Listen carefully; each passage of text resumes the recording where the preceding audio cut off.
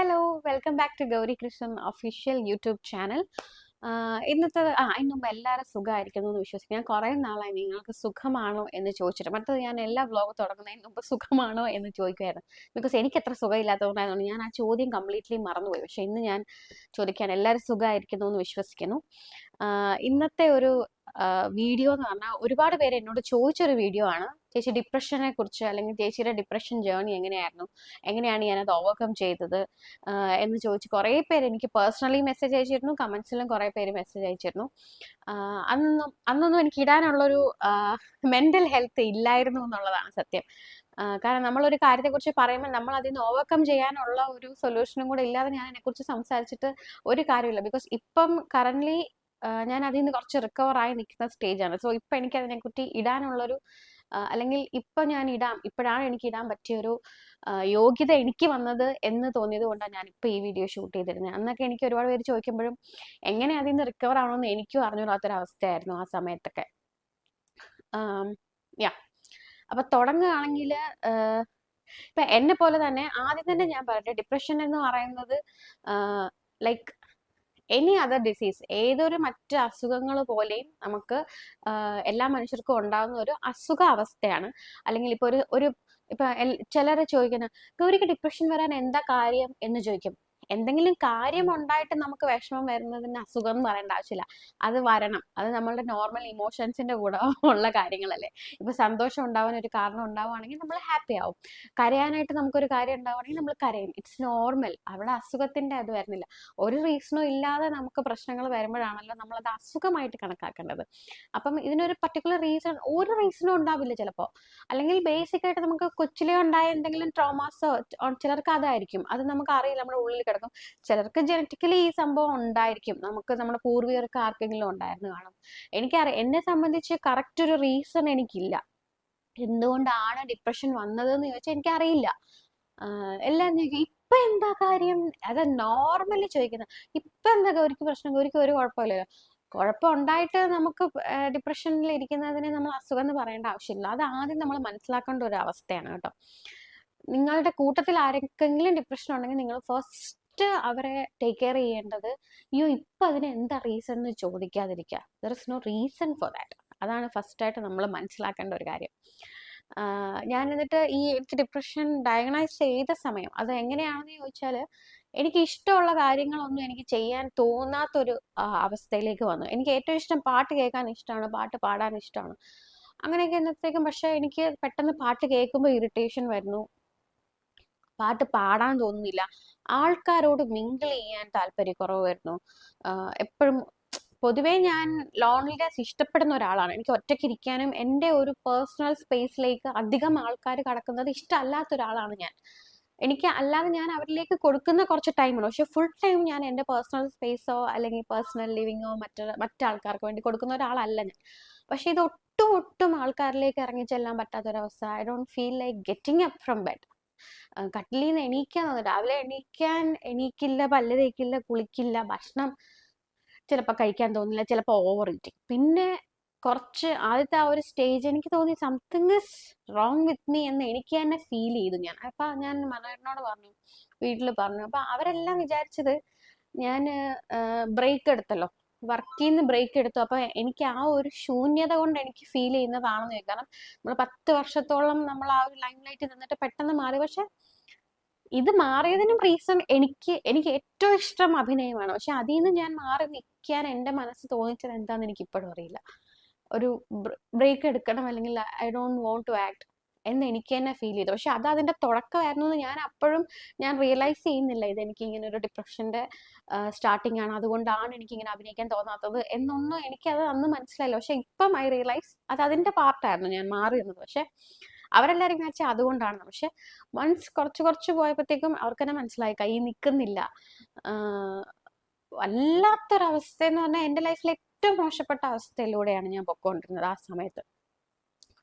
ഒട്ടും, അതായത് നമ്മൾ ജീവിക്കുന്നതിന് ഒരു പർപ്പസ് ഇല്ല എന്ന് തോന്നുന്ന അവസ്ഥ. ഒന്നിനോടും താല്പര്യം ഉണ്ടാവില്ല. ചില സമയത്ത് നമ്മൾ ഇപ്പം അതിന്റെ കുറച്ച് സിംറ്റംസ് ആണ്. ഒന്നിനോടും താല്പര്യം ഉണ്ടാവില്ല, നമുക്ക് ഇഷ്ടപ്പെട്ട കാര്യങ്ങൾ ചെയ്യാൻ തോന്നില്ല, ചുമ്മാ സങ്കടം വരും, ചുമ്മാ കരയും, ചിലപ്പോൾ പെട്ടെന്ന് ഭയങ്കര സന്തോഷം വരും, ചിലപ്പോൾ പെട്ടെന്ന് ദേഷ്യം വരും.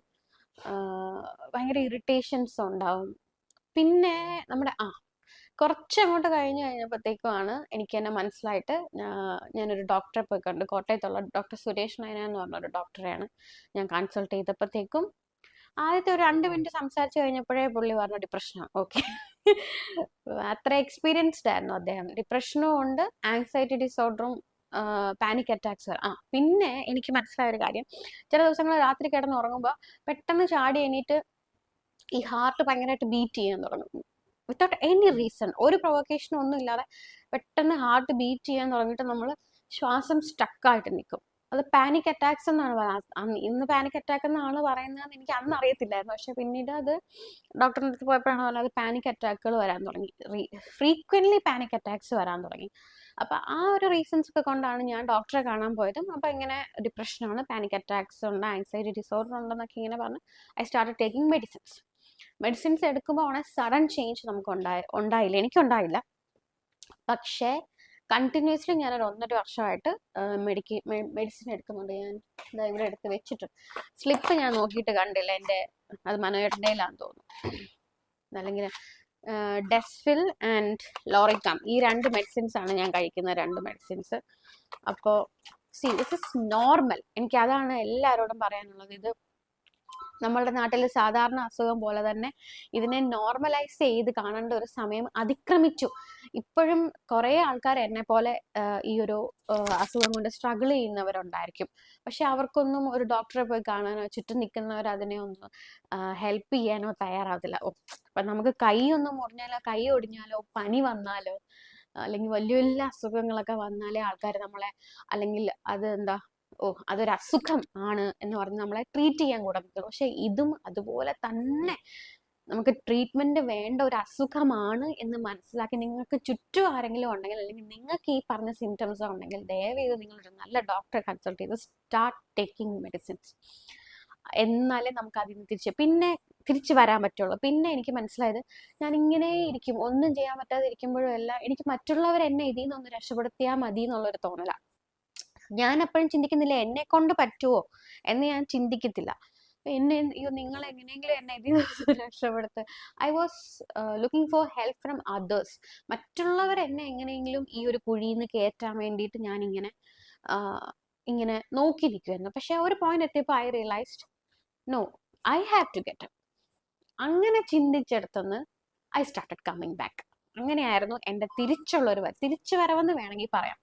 എല്ലാവരും എന്നോട് ചോദിക്കുകയാണ് എന്തുകൊണ്ട് കണ്ടിന്യൂസ് ആയിട്ട് വീഡിയോ ഇടുന്നില്ല.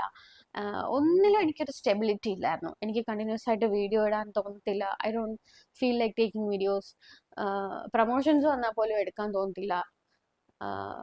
വർക്കൗട്ട് കണ്ടിന്യൂസ് ചെയ്യാൻ പറ്റുന്നില്ല. ഒന്നും നമുക്ക് കംപ്ലീറ്റ് ചെയ്യാൻ പറ്റത്തില്ല. തുടങ്ങി വെക്കുന്ന എല്ലാം എനിക്ക് പകുതിയാകുമ്പോൾ ഞാൻ വിടും. പിന്നീട് എനിക്ക് മനസ്സിലായി ഞാൻ തന്നെ തിരിച്ചു വരണം എന്ന് റിയലൈസ്. അത് നമ്മൾ ഓരോരുത്തരും ഈ ഒരു സ്റ്റേജിൽ കൂടെ എനിക്കറിയാം, ഒരു എന്താ പറയാ, ഒരു 10 പേരെടുത്താൽ അതിൽ 5 പേർക്കും ഈ അസുഖമുള്ള ആൾക്കാരാണ് നമ്മളുടെ നാട്ടിൽ. പ്രത്യേകിച്ച് ഇപ്പം നമ്മളുടെ ഫുഡ് ഹാബിറ്റ്സ്, പിന്നെ നമ്മളുടെ ലൈഫ് സ്റ്റൈൽ, ഇതെല്ലാം കൊണ്ട് എല്ലാവർക്കും ഉള്ള അസുഖമാണത്. അപ്പം അങ്ങനെയുള്ളവരോട് പറയുന്നത്, ഫസ്റ്റ് നമ്മളായിട്ടൊന്ന് തിരിച്ചു വരാൻ ട്രൈ ചെയ്യാം. അതിൽ ഒരുപാട് കാര്യങ്ങൾ, ഞാൻ ചെയ്ത കുറച്ച് കാര്യങ്ങളുണ്ടായിരുന്നു. അത് ഓരോന്നായിട്ട് പറയാനാണെങ്കിൽ I started loving my self. ഞാൻ ഇടയ്ക്കൊന്നും അങ്ങനെ ഒരുങ്ങാൻ ഇഷ്ടമല്ല.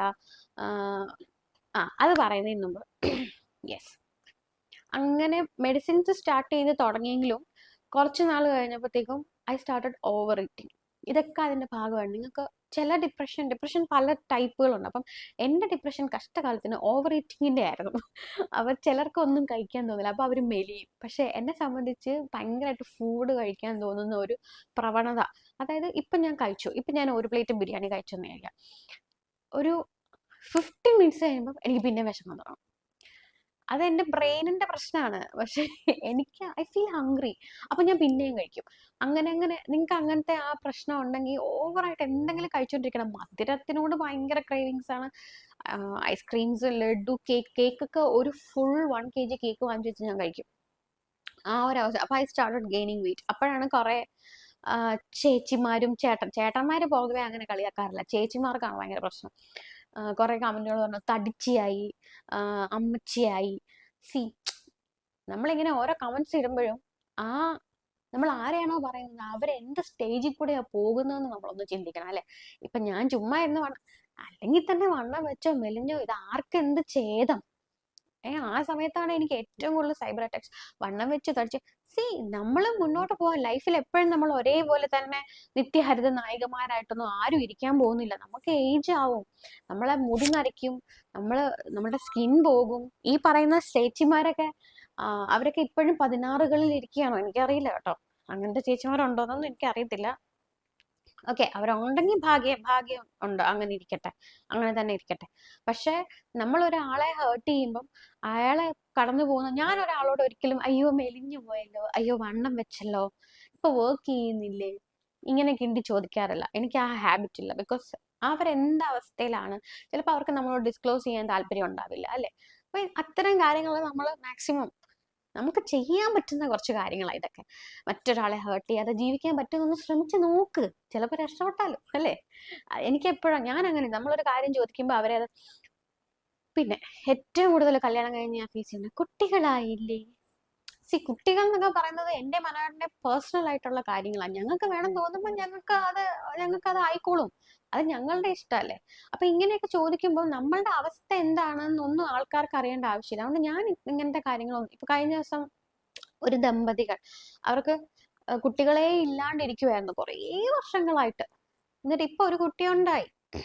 ഇമ്മീഡിയറ്റ്ലി ഞങ്ങളോട് ചോദിച്ചതാ ഇങ്ങനെയൊക്കെ നടന്നാൽ മതിയോ, കുട്ടികൾ വേണ്ടി. അപ്പൊ ഇത്രയും നാൾ ഇവരോട് ഇത് ചോദിക്കുമ്പോൾ ഇവർക്ക് ഹേർട്ട് ചെയ്യത്തില്ലായിരുന്നു. അപ്പൊ ഇവർക്ക് കുട്ടിയെ ഇനി they will start hurting others. നമ്മളുടെ മനുഷ്യരുടെ ഓരോ ഇതാ. അപ്പൊ ഞാൻ പറഞ്ഞു വന്നത് ഈ നമ്മളുടെ ഓരോ ചോദ്യങ്ങൾ. ഇപ്പൊ എന്നെ തടിച്ചെന്ന് വിളിച്ചവരുണ്ട്, പിന്നെ ഏജ് തോന്നിയല്ലോ എന്ന് പറഞ്ഞവരുണ്ട്. ആ സമയത്ത് ഏജ് തോന്നിയെന്ന് പറയാനുള്ള കാര്യം, ഈ ഡിപ്രഷൻ വരുമ്പോൾ നമ്മൾ ഒന്നെങ്കിൽ ഓവർ വെയിറ്റ് അല്ലെങ്കിൽ നമ്മൾ അണ്ടർ വെയിറ്റിലേക്ക് പോകും. അത് സ്വാഭാവികമാണ്. അതിന്റെ കൂടെ നമുക്ക് ബോഡിലി കുറെ ചേഞ്ചസ് വരും. നമ്മൾ മെന്റലി നമ്മൾ അൺസ്റ്റേബിൾ ആവുന്നത് പോലെ തന്നെ ബോഡിലി നമുക്ക് സ്കിന്ന് സാഗ് ചെയ്യാൻ തുടങ്ങും, കണ്ണിന്റെ താഴെ കറുപ്പ് വരും. ഇതെല്ലാം ഡിപ്രഷന്റെ സിംറ്റംസ് ആണ്, മനസ്സിലായോ. അപ്പൊ ഇപ്പം അതിൽ നിന്ന് ഒരുപാട് വ്യത്യാസമുണ്ട്. ബിക്കോസ് ഞാൻ അതിൽ നിന്ന് റിക്കവർ ആയി വന്നതിന് ശേഷം എനിക്ക് തന്നെ മനസ്സിലായി എന്റെ സ്കിൻ ഇപ്പൊ നോക്ക് നിങ്ങൾ, ഇപ്പൊ എനിക്ക് ആ സാഗിങ് ഇല്ല, ആ ഒരു ഏജ് തോന്നുന്ന രീതിയിലുള്ള സ്കിന്നില്ല. കാരണം അതിൽ നിന്ന് ഞാൻ തിരിച്ചു വന്നപ്പോഴത്തേക്ക് എനിക്ക് തന്നെ ഫീൽ ചെയ്യാൻ പറ്റും, എന്റെ ദൈവം ഞാൻ ഇങ്ങനെ മാറിയോ. അപ്പൊ കുറച്ച് നാളത്തെ മുമ്പത്തെ ഫോട്ടോ എടുത്ത് നോക്കിയാൽ ഭയങ്കര ഏജ് തോന്നും. പക്ഷെ ഇപ്പോഴത്തെ ഫോട്ടോയിൽ എനിക്ക് അത്ര കുഴപ്പമില്ല. ബിക്കോസ് അത് എന്റെ ബോഡിയിൽ വന്ന മാറ്റങ്ങളാണ്. ഞാൻ ആ ഡിപ്രഷനിൽ നിന്ന് കരകയറി വന്നപ്പോൾ എനിക്ക് വന്ന മാറ്റങ്ങളും ഡിപ്രഷനിൽ ഉണ്ടായിരുന്ന സമയത്ത് എൻ്റെ ബോഡിയിൽ ഉണ്ടായിരുന്ന ചേഞ്ചസും എനിക്ക് ഭയങ്കര നിങ്ങൾക്ക് തന്നെ എവിഡന്റ് ആയിട്ട് ഫീൽ ചെയ്യാൻ പറ്റും. കാരണം അപ്പൊ നിങ്ങൾ പറഞ്ഞത് ശരിയാണ്, ഏജ് ആയിട്ട് ഭയങ്കര ഇവിടെയൊക്കെ ഇങ്ങനെ ഭയങ്കര സാഗ് ചെയ്ത് വരുന്ന ഒരവസ്ഥ. പിന്നെ കണ്ണിന്റെ താഴെ ഭയങ്കര ഡാർക്ക്നെസ് ആയിരുന്നു.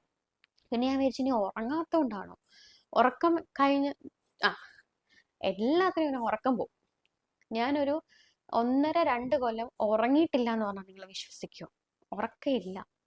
അപ്പൊ അങ്ങനെയൊക്കെ നമ്മൾ കടന്നു പോകുന്ന അവസ്ഥ, ഇതൊന്നും നമുക്ക് ആ സമയത്ത് പറയാനോ ഡിസ്ക്ലോസ് ചെയ്യാനോ ഒന്നും തോന്നത്തില്ല.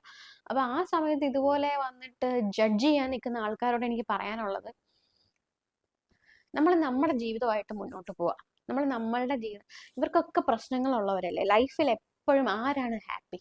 100% ഹാപ്പി ആയിട്ട് ഒരാളെ നിങ്ങൾ ഈ ലോകത്ത് കാണിച്ചു തരാൻ പറ്റുമെങ്കിൽ നിങ്ങൾ കാണിച്ചത് ആരുമില്ല. 100% ഹാപ്പി ആയിട്ട് ആരുമില്ല. ഈ വേൾഡിൽ നമ്മളുടെ ലൈഫ് എന്ന് പറയുന്നതേ സ്ട്രഗിൾ ആണ്. നമുക്ക് മിക്സഡ് ഇമോഷൻസിൽ കൂടെ പോകാൻ പറ്റുള്ളൂ. ആർക്കും എപ്പോഴും എല്ലാം തികഞ്ഞൊരു ലൈഫ് ആർക്കും ഇല്ല. നമ്മൾ ചിലപ്പോൾ ഡൗൺഫോൾ ആണ്, ഫിനാൻഷ്യലി ഡൗൺഫോൾ ഉണ്ടായിരിക്കും, ചിലപ്പോൾ ഇമോഷണലി ഡൗൺഫോൾ ഉണ്ടായിരിക്കും, അതും അല്ലെങ്കിൽ നമ്മളുടെ ലവ്ഡ് വൺസ് നമ്മൾക്ക് നഷ്ടപ്പെട്ടു. ഇപ്പൊ ഞാൻ ഈ ഒരു സമയത്ത് എൻ്റെ ഡോഗ് നഷ്ടപ്പെട്ടിരിക്കുന്ന ഒരു സമയമാണ് ഇപ്പോൾ. അത് എൻ്റെ ഡൗൺഫോൾ ആണ്, എൻ്റെ ലൈഫിലെ ഡൗൺഫോൾ ആണിത്. ഞാൻ ഏറ്റവും കൂടുതൽ വിഷമിക്കുന്ന ദിവസങ്ങളാണിത്. അപ്പൊ ആരാണ് ഹാപ്പി? ഇതുപോലെ എല്ലാവരുടെയും ലൈഫ് ഇങ്ങനെയല്ലേ. അപ്പൊ നമ്മൾ ഒരാളടുത്ത് ഇങ്ങനെ ചോദിച്ചയ്യോ നിങ്ങൾ വയസ്സായതുപോലെ തോന്നിയല്ലോ, നിങ്ങൾ തടിച്ചാണല്ലോ. അപ്പൊ നമ്മൾ ഒന്ന് ചിന്തിക്കണം, ആ കുട്ടി ഏത് അവസ്ഥയിൽ കൂടെയാ കടന്നു പോകുന്നത്. ഇത് ഞാൻ പറയാനുള്ള റീസൺ, ഇതിപ്പം അവരിത് പറയുമ്പോഴത്തേക്ക് എനിക്കറിയാം ഞാൻ പേർപ്പസ്ഫുള്ളി അങ്ങനെ ആക്കിയെടുക്കാൻ നമ്മൾ ആരും ശ്രമിക്കില്ല. അപ്പോൾ ഞാൻ പക്ഷെ ഇപ്പൊ ചോദിക്കാമല്ലോ, ബിക്കോസ് എനിക്കറിയാം ആ അവസ്ഥയിൽ കൂടെ കടന്നു പോകുന്നത്. ഇപ്പം എന്നെ പോലെ തന്നെ ഡിപ്രഷനുള്ള ഇപ്പൊ ഞാൻ ഈ പറഞ്ഞ സിംറ്റംസ് വെച്ചിട്ട് ഒരുപാട് പേർക്ക് അയ്യോ എനിക്കതുണ്ടല്ലോ എന്ന് തോന്നുന്നവരുണ്ടായിരിക്കാം. യെസ്, ഓഫ് കോഴ്സ് അത് ഡിപ്രഷൻ തന്നെയാണ്, നിങ്ങളത് മെഡിക്കേഷൻ എടുത്തേ പറ്റുള്ളൂ. സോ ഞാനൊരു കാര്യം ഒരാളോട് ചോദിക്കുമ്പോൾ ആ കുട്ടിയുടെ അവസ്ഥ, മെന്റൽ സ്റ്റേറ്റ് ആ കുട്ടി എന്തൊക്കെ സാഹചര്യങ്ങളിലൂടെ കടന്നു പോകുന്നു എന്നൊന്നും നമുക്കല്ല. അതുകൊണ്ട് ഞാൻ ഇതുപോലത്തെ കാര്യങ്ങൾ ആരോടും ചോദിക്കാറില്ല കേട്ടോ. അപ്പൊ നിങ്ങൾ മാക്സിമം മറ്റുള്ളവരെ ഹേർട്ട് ചെയ്യാതെ ജീവിക്കാൻ പറ്റുമെങ്കിൽ ഇത്തരം കാര്യങ്ങൾ ചോദിക്കാതിരിക്കുക, അല്ലെങ്കിൽ പറയാതിരിക്കുക. ഇപ്പൊ എനിക്ക് 30 വയസ്സുണ്ട്. 30 വയസ്സിൽ ഞാൻ ഒരിക്കലും 20 വയസ്സിലെ ഞാൻ പോലെ ഇരിക്കത്തില്ല. ഈ പറയുന്ന ചേച്ചിമാരോ ചേട്ടന്മാരോ ഒന്നും ഈ 30 വയസ്സിൽ ഇവർ 20 വയസ്സിലോ 16 വയസ്സിലോ ഇരുന്നത് പോലെയാണോ ഇരിക്കുന്നത്? ഈ പറയുന്ന ഞാൻ എപ്പോഴും വിചാരിക്കുന്ന ഒരു കാര്യമുണ്ട്. ഈ ഇങ്ങനെ ഓക്കെ തടിച്ചീന്ന് വിളിക്കുന്നു, എന്നെ മാത്രമല്ല കേട്ടോ, ഒരുപാട് പേരെ, പ്രത്യേകിച്ച് ഇപ്പം വ്ളോഗേഴ്സിനെയും ആർട്ടിസ്റ്റുകളെയൊക്കെ ഭയങ്കരമായിട്ട് എന്തോ ഒരു പബ്ലിക് പ്രോപ്പർട്ടി പോലെ എന്തും പറയാന്നുള്ള രീതിയിലേക്കാണല്ലോ പോകുന്നത്. ഇവർക്ക് ധൈര്യമുണ്ട് ഇവരുടെ ഒരു ഫോട്ടോ ഇട്ടിട്ട് ഇതുപോലെ കമന്റ് ചെയ്യാൻ? എത്ര പേർക്ക് ധൈര്യമുണ്ട്? നമ്മളെ അല്ലെങ്കിൽ ഒരാളിപ്പോ ഒന്ന് തടിച്ചു, അല്ലെങ്കിൽ അയാൾ മെലിഞ്ഞു, എന്തോ ആയിക്കോട്ടെ, അയാളൊരു മോശം അവസ്ഥയിൽ ഇപ്പൊ കാണുകയാണ്, സ്വന്തം ഫോട്ടോ ഇട്ടിട്ട് എന്നെ പോലെ ഇങ്ങനെ ഇരിക്കാൻ നിങ്ങൾക്ക് പറ്റുന്നില്ലേ എന്ന് ചോദിക്കാൻ ധൈര്യമുള്ള എത്ര ആൾക്കാരുണ്ട്? എത്ര ആൾക്കാരുണ്ട്? ഒന്ന് ചോദിക്കട്ടെ. ചിലപ്പോൾ പറ്റില്ല. അപ്പൊ അതുകൊണ്ടാണ് നമ്മൾ മറ്റുള്ളവരുടെ പേഴ്സണൽ കാര്യങ്ങൾ മാക്സിമം ഇടപെടാതിരിക്കുക. പക്ഷെ എനിക്ക് ആ സമയത്തൊക്കെ ചെറിയ വിഷമങ്ങളൊക്കെ വരും. കാരണം അത് എനിക്ക് ഡിപ്രഷൻ ഉള്ളത് വെച്ചാൽ ഞാൻ പിന്നീട് ഇപ്പൊ ഇരുന്ന് ആലോചിക്കുമ്പോൾ ഞാൻ എന്തിനാ അതിനൊക്കെ റിപ്ലൈ കൊടുത്തതെന്ന് പോലും തോന്നും. പക്ഷെ ആ സമയത്ത് എന്റെ മാനസികാവസ്ഥ അതായിരുന്നു. അതുപോലെ പൊങ്കാലയുടെ കേസിൽ ഞാൻ റിയാക്ട് ചെയ്തത് എനിക്ക് ആ സമയത്ത് ഡിപ്രഷൻ ഉണ്ടായിരുന്ന സമയമാണ്. കാരണം ഇപ്പൊ ഞാൻ ആലോചിക്കുമ്പോൾ ഞാൻ എന്തിനാ റിയാക്ട് ചെയ്തത്?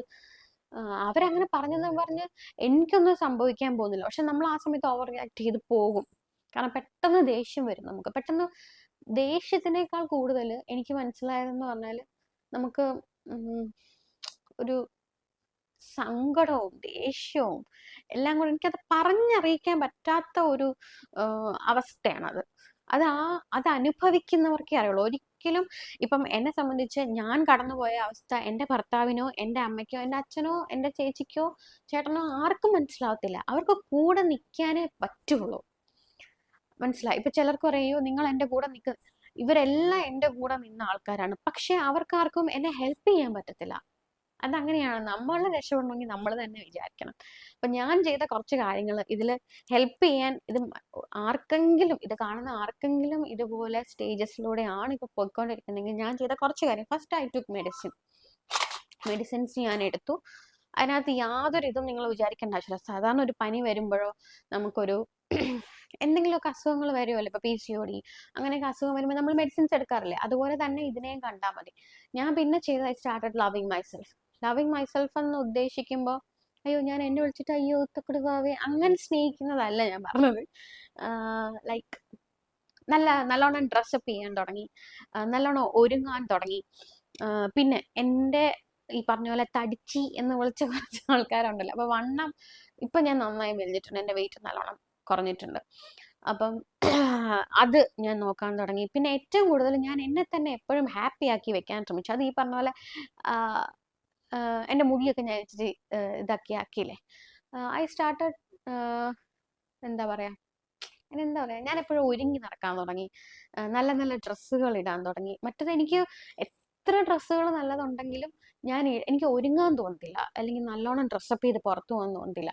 അപ്പം ഞാൻ അത് ചെയ്യാൻ തുടങ്ങി. പക്ഷെ അപ്പം എനിക്ക് കിട്ടിയ ഒരു മാറ്റം എന്ന് പറഞ്ഞുണ്ടോ, അത് പറഞ്ഞറിയിക്കാൻ പറ്റത്തില്ല. നിങ്ങളൊന്ന് ട്രൈ ചെയ്ത് നന്നായിട്ട് ഒരുങ്ങി നമുക്ക് നമ്മളെ തന്നെ നമുക്ക് ഇഷ്ടപ്പെടുന്ന ഒരു ലെവലിലേക്ക് ഡ്രസ്സപ്പ് ചെയ്ത് നിങ്ങളൊന്ന് നടന്നു നോക്കിയേ, ഭയങ്കര വ്യത്യാസമാണ് നമുക്ക് കിട്ടുന്നത്. I started doing that.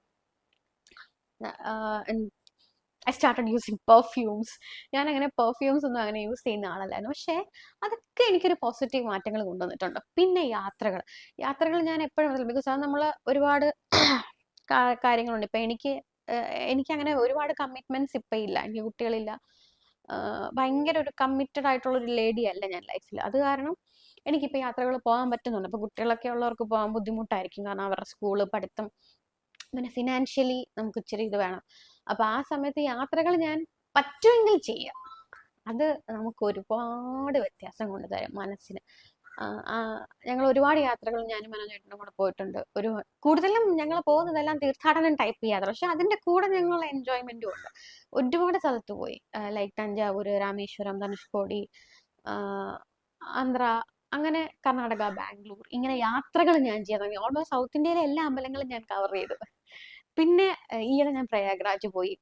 അതൊക്കെ ശരിക്കും പറഞ്ഞാൽ എനിക്ക് എന്നെ തന്നെ അപ്ലിഫ്റ്റ് ചെയ്ത് കൊണ്ടുവരാൻ ഒരുപാട് ഹെൽപ്പ് ചെയ്തു. സോ അതിനകത്തൊരു എനിക്കൊരു 50% യാത്രകളാണ് എന്നെ തിരിച്ചു കൊണ്ടുവരാൻ എന്നെ ഹെൽപ്പ് ചെയ്തിട്ടുള്ളത്. കാരണം നമ്മുടെ മൈൻഡ് ഭയങ്കര യാത്ര ചെയ്യുമ്പോൾ ഒരു കാര്യം എന്ന് വെച്ചാൽ നമുക്ക് ഒരുപാട് അവസ്ഥകളുള്ള ആൾക്കാരെ കാണാൻ പറ്റും. അതൊക്കെ കാണുമ്പോൾ നമുക്കൊന്നും ഒരു കുഴപ്പമില്ലാന്ന് മനസ്സിലാവും. UP പോയ ഞാൻ അന്ന് എൻ്റെ വ്ളോഗിൽ ഞാൻ പറഞ്ഞിട്ടുണ്ടായിരുന്നു, UP പോയ സമയത്ത് ഞാനപ്പോൾ ആലോചിച്ചു, ദൈവമേ എനിക്കൊക്കെ എന്തിന്റെ കേടാണ്, എന്തിന്റെ കുറവാണ് എന്നൊക്കെ നമുക്ക് ഓട്ടോമാറ്റിക്കലി നമ്മുടെ മനസ്സിൽ ആ ചിന്ത വരും. യാത്ര പോകുമ്പോൾ ഒരുപാട് കാര്യങ്ങൾ നമുക്ക് പഠിക്കാൻ പറ്റും. നമ്മുടെ മനസ്സിനൊരു വല്ലാത്ത സന്തോഷം. നമ്മളിപ്പം ദൂരോട്ട് തന്നെ പോകണമെന്നില്ല യാത്രകൾ. ഇപ്പം നമ്മളെ കൊണ്ട് പറ്റുന്ന പോലെ, ഇപ്പം നിങ്ങൾക്ക് എന്താണ് വരുന്ന ഒരു 1 ഡേ ട്രിപ്പ്, ഇപ്പം ട്രിവാൻഡ്രത്തുള്ളവരാണെങ്കിൽ ഒന്ന് പൊന്മുടി പോയിട്ട് വരിക, അങ്ങനെ കുഞ്ഞു കുഞ്ഞു യാത്രകൾ. ഒന്നും വേണ്ട, ശംഖുമുഖത്ത് പോയിരിക്കുക, വെറുതെ പോയിരുന്നു നോക്കിയേ, ഭയങ്കര ഒരു റിലീഫാണ്. പ്രത്യേകിച്ച് ഡിപ്രഷനാണ് ഞാൻ ഈ പറയുന്നതെല്ലാം, എന്നെ പോലെ ഡിപ്രഷൻ ഉള്ളവർക്കാണ് കേട്ടോ. ചില ആൾക്കാരുണ്ട്, അതുകൂടെ പറയുന്നത്. ഇപ്പൊ ഞാനിങ്ങനെ യാത്രകൾ പോകുമ്പോൾ ഭയങ്കര കുറ്റം പറയുന്ന ആൾക്കാരുണ്ട്. പൈസ കളഞ്ഞു പോവുകയാണ്, അവർക്ക് എപ്പോഴും യാത്ര പോകണം. ഇവരാരും നമ്മളുടെ അവസ്ഥ മനസ്സിലാക്കുന്നവരല്ല. ഇപ്പോഴേ പോകാൻ പറ്റുള്ളൂ. അവര് പോയിട്ടുണ്ടാവില്ല, അവര് വീട്ടിനകത്ത് കിടക്കുന്നവരായിരിക്കും. എന്ന് വെച്ചാൽ നമുക്ക് പോകണ്ടെന്നുള്ളത് പറയാൻ പറ്റില്ലല്ലോ. എന്നെ സംബന്ധിച്ച് ഇതാണ് എൻ്റെ ലൈഫ്. എന്തായാലും നമ്മൾ മരിക്കും. ആരും ഇവിടെ പെർമനന്റ്ലി ജീവിക്കാൻ പോകുന്നില്ല. ചിലരുടെ അഹങ്കാരമൊക്കെ കണ്ടാൽ തോന്നും അവര് മരിക്കേ ഇല്ല എന്ന് തോന്നും. നമ്മളെല്ലാരും മരിക്കും. അതിനു മുമ്പ് നമ്മളുടെ ലൈഫിൽ നമുക്കിഷ്ടമുള്ള കാര്യങ്ങൾ ചെയ്യുക. അതാണ് എൻ്റെ പോളിസി. ആരുടെയും സർട്ടിഫിക്കറ്റിന് നിൽക്കാതിരിക്കുക. അത് ഫസ്റ്റ്. നമ്മൾ എന്ന് മറ്റുള്ളവരെ പ്ലീസ് ചെയ്യുന്നത് നിർത്താൻ തുടങ്ങും, അപ്പൊ തന്നെ നമ്മുടെ പകുതി ഡിപ്രഷൻ പറയും. പിന്നെ നമ്മളുടെ എനർജി ഡ്രെയിൻ ചെയ്യുന്ന ആൾക്കാരുണ്ടായിരിക്കുമല്ലോ. ലൈക്ക് ഇപ്പൊ ഒന്നാമത് നമ്മൾ ഡിപ്രഷനിൽ ഇരിക്കുമ്പോൾ നമ്മളുടെ കൂടെ സപ്പോർട്ട് ചെയ്ത് നിൽക്കുന്നവരെ പോലും നമുക്ക് ചിലപ്പോൾ പിടിക്കത്തില്ല.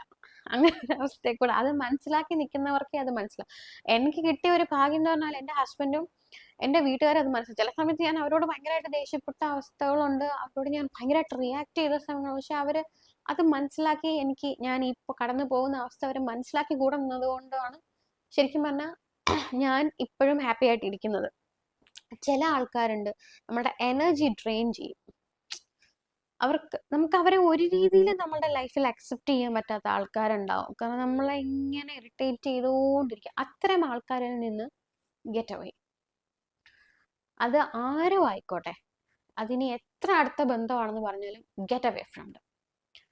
അത് നിങ്ങളുടെ മനസ്സിന് ഭയങ്കര ചേഞ്ച് തരും. This is the best medicine you can take. ഞാനത് ചെയ്തേ പിന്നെ ഞാൻ ഉറങ്ങാൻ തുടങ്ങി. കാരണം മറ്റുള്ളവരെ പ്ലീസ് ചെയ്യണ്ടല്ലോ നമുക്ക്. അപ്പൊ തന്നെ ഈ ഡിപ്രഷനാണ്. ഇപ്പൊ നോർമൽ ഒരാളാണെങ്കിൽ ഇതൊന്നും ഇല്ലാതെ നമുക്ക് മാനേജ് ചെയ്ത് പോകാൻ പറ്റും. അവരങ്ങനെ പറഞ്ഞു ഓക്കെ ഗോ, നമുക്കത് വിട്ട്, അല്ലെങ്കിൽ നമ്മൾ രണ്ടെണ്ണം തിരിച്ചു പറഞ്ഞു നമുക്ക് പോകാൻ പറ്റും. പക്ഷെ എന്നെ പോലെ ഈ ഒരു അസുഖമുള്ള ആൾക്കാർക്ക് സഹിക്കാൻ പറ്റത്തില്ല. അത് നമുക്ക് ചെറിയ കാര്യമാണെങ്കിൽ പോലും നമുക്കത് സഹിക്കാൻ പറ്റത്തില്ല. പക്ഷെ അത്തരം ആൾക്കാരെ കഴിവതും നിങ്ങൾ ഹേർട്ട് ചെയ്യാതിരിക്കുക. എനിക്കത് മനസ്സിലാവും. അല്ല, അവരത് ഹേർട്ട് ചെയ്തുകൊണ്ടേ ഇരിക്കുവാണെങ്കിൽ അവരെ കംപ്ലീറ്റ് നിങ്ങളുടെ ലൈഫിൽ നിന്ന് കട്ട് ഓഫ് ചെയ്യുക. അത് നിങ്ങൾക്ക് ചെയ്യാൻ പറ്റുന്ന ഒരു കാര്യം. ഭയങ്കര അപ്പം യാത്ര, എനർജി നിങ്ങളുടെ നശിപ്പിക്കുന്ന ആൾക്കാരിൽ നിന്ന് ഗെറ്റ് അവേ. പിന്നെ ടേക്ക് മെഡിസിൻസ്. മെഡിസിൻസ് ഇൻടേക്ക് ചെയ്യുക എന്നുള്ളത് മസ്റ്റ് ആയിട്ടുള്ള കാര്യമാണ്. ഇല്ലാതെ തിരിച്ചു വരാൻ ഇച്ചിരി ബുദ്ധിമുട്ടും. ഇല്ലെങ്കിൽ ഈ പറഞ്ഞതുപോലെ നിങ്ങൾ യാത്രകളും മറ്റു കാര്യങ്ങളും ഒക്കെ ഇങ്ങനെ ഒരുപാട് പോയി തിരിച്ചു വരാൻ പറ്റുമായിരിക്കും. അതിനെപ്പറ്റി എനിക്കറിയില്ല. പക്ഷെ ഐ ടുക്ക് മെഡിസിൻസ്. അതിന്റെ വ്യത്യാസം എനിക്കുണ്ട്. പിന്നെ യാത്രകൾ, സെൽഫ് ലവ്. ഇപ്പൊ എത്ര കാര്യങ്ങൾ ഞാൻ പറഞ്ഞു. മെഡിസിൻസ്, യാത്രകൾ, സെൽഫ് ലവ്, കുറച്ച് ആൾക്കാരെ ലൈഫിൽ നിന്ന് കട്ട് ചെയ്യുക. ഈ 4 കാര്യങ്ങൾ ചെയ്യുമ്പോൾ തന്നെ ഇങ്ങനെയൊക്കെയാണ് ഞാൻ തിരിച്ചു വന്നത് കേട്ടോ. ഡിപ്രഷനിൽ നിന്ന് ഞാൻ തിരിച്ചു വന്ന രീതികൾ ഇതൊക്കെയാണ്. പിന്നെ എന്താണ്, ഇപ്പൊ എനിക്ക് പാട്ട് കേൾക്കാൻ പറ്റും.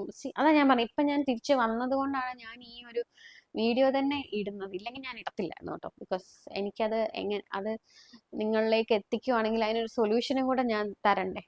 അപ്പം അത് തരാൻ പറ്റാതെ ഒരു വീഡിയോ ഇടുന്നത് ശരിക്കും കുടം കമത്തി വെച്ച് വെള്ളം ഒഴിക്കുന്ന പോലെ ആയിപ്പോകും. അതുകൊണ്ടാണ് ഇത്രയും വൈകിയത്. അപ്പൊ this is my depression journey എന്ന് വേണമെങ്കിൽ പറയാം. ചില ദിവസങ്ങളിൽ ഞാൻ വെറുതെ കരഞ്ഞിരുന്ന ദിവസങ്ങളുണ്ട്. പിന്നെ ഉണ്ട് നമുക്ക് ചിലർക്ക് ഇപ്പം ചില ആൾക്കാർക്ക് അത് ഉണ്ടോയെന്ന് എനിക്കറിയില്ല. രാവിലെ എണീക്കാൻ തോന്നത്തില്ല. അപ്പം ഒരു ദിവസമാവാം, 2 ദിവസമാവാം, 3 ദിവസമാവാം. നിങ്ങൾ കിടന്നു. നിങ്ങൾക്ക് എണീക്കാൻ തോന്നുന്നില്ലെങ്കിൽ നിങ്ങൾ കിടന്നു. പക്ഷെ വൺസ് നിങ്ങൾ അതിൽ നിന്ന് എണീക്കണം. ഞാൻ ഈ ഡിപ്രഷൻ വന്ന സമയത്ത് ഞാൻ ഒരുപാട് ഗൂഗിൾ ചെയ്ത് നോക്കിയപ്പോഴത്തേക്കും ദീപിക പതുക്കോണ്ടൊക്കെ ഒരുപാട് സ്പീച്ചുകൾ നിങ്ങൾക്ക് ഗൂഗിൾ ചെയ്ത് നോക്കിയാൽ യൂട്യൂബിൽ ഇപ്പോൾ കിട്ടും. ദീപിക പതുക്കോണ്ട് ഡിപ്രഷൻ, അവർക്ക് എന്തിന്റെ കുറവുണ്ടായിട്ടാണ് അവർക്ക് ഡിപ്രഷൻ വന്നത് അല്ലേ? അവരൊരു ഡിപ്രഷൻ പേഷ്യൻ്റ് ആണ്. ഒരുപാട് ആർട്ടിസ്റ്റുകൾ, വലിയ വലിയ പേഴ്സണാലിറ്റീസിന് എല്ലാം ഡിപ്രഷനുള്ള ആൾക്കാരുണ്ട്. അവരൊക്കെ അതിനെപ്പറ്റി സംസാരിച്ചിരിക്കുന്ന ഒരുപാട് വീഡിയോസ് ഉണ്ട്, മോട്ടിവേഷണൽ സ്പീച്ചസ് ഉണ്ട്. മോട്ടിവേഷണൽ സ്പീച്ചസ് കേൾക്കുക, അതൊക്കെ ഒരുപാട് മാറ്റം നമ്മുടെ ലൈഫിൽ തരും. ഞാൻ ചുമ്മാ പറഞ്ഞല്ലോ കേട്ടോ, ചുമ്മാ ഇരിക്കുമ്പം വെറുതെ റീൽസ് കാണുന്ന സമയത്ത് ഇതൊക്കെ കണ്ടു നോക്കുക. അപ്പം നമ്മുടെ ലൈഫിൽ ഒരുപാട് ചേഞ്ചസ് വരും. അപ്പം ഇതൊക്കെയാണ് ഞാൻ കടന്നു വന്ന അവസ്ഥ, എങ്ങനെ ഞാൻ അതിൽ നിന്ന് ഗെറ്റ് ഓവർ ചെയ്തു എന്നൊക്കെ ഉള്ള ഒരു രീതി. പിന്നെ ഇനി ആർക്കെങ്കിലും എന്തെങ്കിലും ചോദിക്കണം എന്നുണ്ടെങ്കിൽ കമൻറ്റ് ചെയ്ത് ചോദിച്ചാൽ ഞാൻ അതിനുള്ള ഉത്തരം ഇനി ഫർദർ വീഡിയോസിലായിട്ട് തരാം. കാരണം ഇത്രയും കാര്യങ്ങളാണ് എൻ്റെ മനസ്സിൽ ഡിപ്രഷനെ പറ്റി ചിന്തിക്കുമ്പോൾ പറയാൻ തോന്നുന്ന കാര്യം. പണ്ടായിരുന്നെങ്കിൽ ഞാൻ ഇടയ്ക്ക് ഡിപ്രഷൻ്റെ വീഡിയോ എടുത്തിരുന്നു. അത് എൻ്റെ ഫോണിലുണ്ടോയെന്ന് അറിയില്ല, ഉണ്ടെങ്കിൽ ഞാൻ കാണിക്കാം. എനിക്ക് എടുക്കാൻ പറ്റത്തില്ല, ഞാൻ കരയും. പറഞ്ഞു വരുമ്പോൾ ഐ സ്റ്റാർട്ടഡ് ക്രൈയിങ്. അപ്പോൾ എനിക്ക് വീഡിയോ ഫുൾഫിൽ ചെയ്യാൻ പറ്റില്ല. ഞാൻ അത് ഉണ്ടെങ്കിൽ ഇതിൽ ആഡ് ചെയ്യാം കേട്ടോ, കാരണം എനിക്ക് പറ്റുന്നില്ല വീഡിയോ എടുക്കാൻ. അപ്പോൾ ബിക്കോസ് അത് എക്സ്ട്രീമിൽ നിന്ന സമയത്താണ്. അപ്പോൾ അങ്ങനെ ഒരു അവസ്ഥയിൽ ഞാൻ എങ്ങനെയാണ് വീഡിയോ ഇടുക? പക്ഷെ ഇപ്പം എനിക്ക് അതിനെക്കുറിച്ച് നല്ല കോൺഫിഡൻ്റ് ആയിട്ട് പറയാൻ പറ്റുന്നുണ്ട്. കരച്ചിൽ വരത്തില്ല. അത് തന്നെ എനിക്ക് സത്യം പറഞ്ഞാൽ അയ്യോ എനിക്ക് ഇത്രയും മാറ്റം വന്നല്ലോ എന്ന് എനിക്ക് ഫീൽ ചെയ്യും. കാരണം എൻ്റെ അവസ്ഥ എനിക്ക് നന്നായിട്ട് അറിയാമായിരുന്നു. ഞാനത് ഉണ്ടെങ്കിൽ ഞാൻ ആഡ് ചെയ്യാം കേട്ടോ. നിങ്ങൾക്ക് ചിലപ്പോൾ ചിരി വരുമായിരിക്കും. ഞാനങ്ങനെ പബ്ലിക്കലി കരയാറില്ലല്ലോ, പക്ഷെ ഞാനത് ഉണ്ടോ അറിയില്ല, ഞാൻ ഡിലീറ്റ് ചെയ്ത് കളഞ്ഞോന്നും എനിക്കറിയില്ല. ഉണ്ടെങ്കിൽ ഞാൻ ഇടാം. അപ്പം ഇതൊക്കെയാണ്. അപ്പം ആർക്കെങ്കിലും എന്തെങ്കിലും എന്നെപ്പോലെ ഇതുപോലെ ഡിപ്രഷൻ ഉള്ള ആൾക്കാരാണെങ്കിൽ, അല്ലെങ്കിൽ ഇപ്പം കറൻ്റ്ലി നിങ്ങൾ ഇതുപോലെ സ്റ്റേജിൽ ഈ വീഡിയോയ്ക്ക് ഒരു ചരിവുണ്ടല്ലേ, ഞാൻ ഇപ്പോഴാണ് ശ്രദ്ധിച്ച, ഒരു മോഹൻലാൽ ഇരിക്കുന്നു. Okay fine. അപ്പം എന്നെപ്പോലെ ഇതുപോലെ ഡിപ്രഷൻ ഉള്ള ആൾക്കാരാണെങ്കിൽ എന്ത് ഹെൽപ്പ് വേണമെങ്കിലും എൻ്റെ അടുത്ത് കമൻറ്റിൽ ചോദിച്ചാൽ മതി. ഞാൻ നിങ്ങൾക്ക് ഷോർട്സ് ആയിട്ടോ അല്ലെങ്കിൽ വീഡിയോ ആയിട്ടോ ഞാൻ അതിനുള്ളൊരു, ഇപ്പം കുറേ ക്വസ്റ്റ്യൻസ് വരുവാണെങ്കിൽ അത് ഒറ്റ വീഡിയോ ആയിട്ട് ഞാൻ ചെയ്യാം. കാരണം ഇത്രയാണ് എൻ്റെ മനസ്സിൽ വരുന്നത്. ചിലപ്പം കേട്ടിരിക്കുന്ന ആൾക്ക് എന്തെങ്കിലും വേറെ കാര്യങ്ങൾ ചോദിക്കാനുണ്ടാവും. അപ്പോൾ എല്ലാവരും ചോദിച്ചോ, ധൈര്യമായിട്ട് ചോദിച്ചോ. ഇപ്പം I am able to give reply. അപ്പോൾ ഇത്രേ ഉള്ളൂ. അപ്പോൾ ഈ ഒരു വീഡിയോ ഞാൻ ഇപ്പോൾ തൽക്കാലം വൈൻഡപ്പ് ചെയ്യാണ്. അപ്പോൾ ദാറ്റ്സ് ഓൾ. അപ്പോൾ വൈൻഡപ്പ് ചെയ്യാം. അപ്പോൾ ആർക്കെങ്കിലും എന്തെങ്കിലുമൊക്കെ ഇത് ഉണ്ടെങ്കിൽ കമൻറ്റ് ചെയ്ത് ചോദിക്കാം. Bye bye.